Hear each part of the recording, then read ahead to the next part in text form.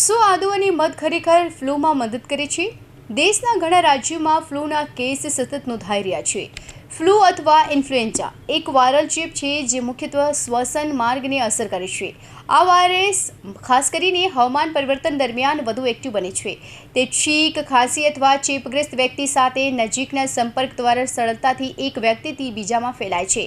લોકો ઘણીવાર તેની સામાન્ય શરદી સમજી લે છે, પરંતુ ફ્લૂ વધુ ગંભીર હોઈ શકે છે. ભીડવાળી જગ્યાઓ, નબળી રોગપ્રતિકારક શક્તિ અને નબળી સ્વચ્છતા તેના ઝડપથી ફેલાવામાં ફાળો આપે છે. તે બાળકો, વૃદ્ધો અને પહેલાથી જ તબીબી પરિસ્થિતિઓ ધરાવતા લોકો માટે વધુ ખતરનાક પણ બની શકે છે. રોગપ્રતિકારક શક્તિને નબળી પાડે. ફ્લૂ શરીરની રોગપ્રતિકારક શક્તિને નબળી પાડે છે, જેનાથી અન્ય ચેપનું જોખમ વધે છે.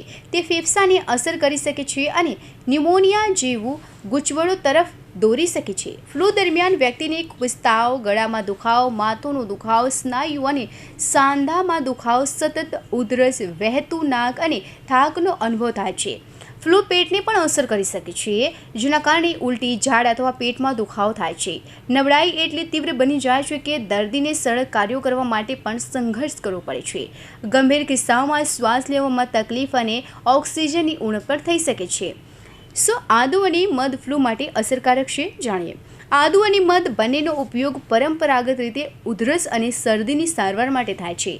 આદુમાં રહેલું એક સંયોજન જિંજરોલમાં એન્ટીવાયરલ ગુણધર્મો છે, જે ગળાના દુખાવાને શાંત કરવામાં અને વાયુમાર્ગને સાફ કરવામાં મદદ કરે છે.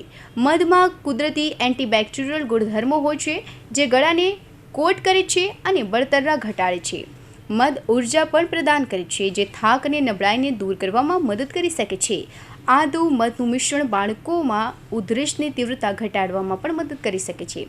વિશેષજ્ઞોનું કહેવું છે કે આ ફ્લૂનો ઇલાજ નથી, પરંતુ તેના લક્ષણોને દૂર કરવામાં અને રાહત આપવામાં મદદ કરી શકે છે. તે પ્રિસ્ક્રિપ્શન દવાઓની સાથે ઘરેલું ઉપાય તરીકે તેનો ઉપયોગ ફાયદાકારક હોઈ શકે છે. Bureau report, Hind TV news, Surat.